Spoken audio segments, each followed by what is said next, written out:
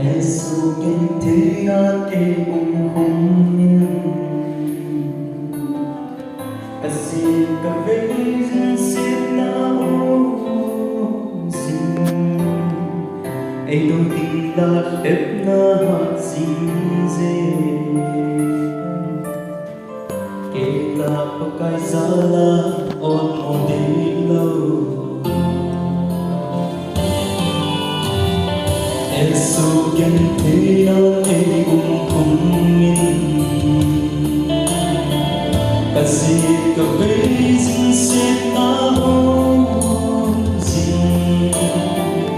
Ai đôi tình là ép na hạt xin dê Ila pakai sala ôn mô đi lâu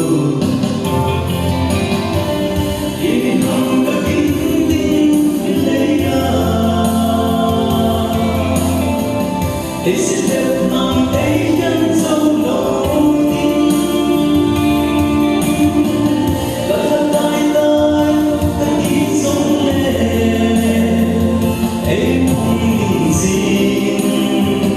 Ay nasakit sin Oh, sana Hallelujah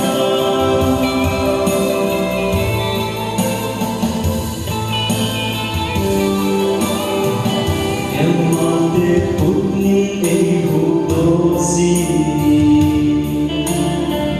Kataling may todo na sin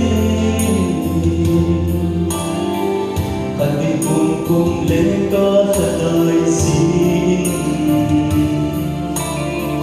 Kataw tintuman ay hasasi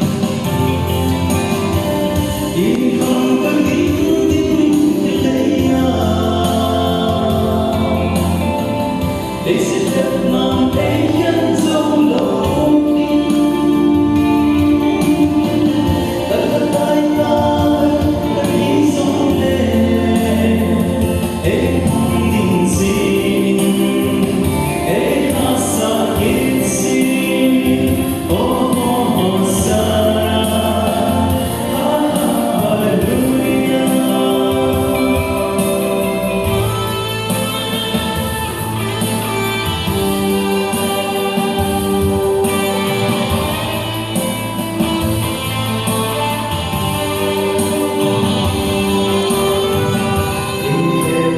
Ingay kasinasi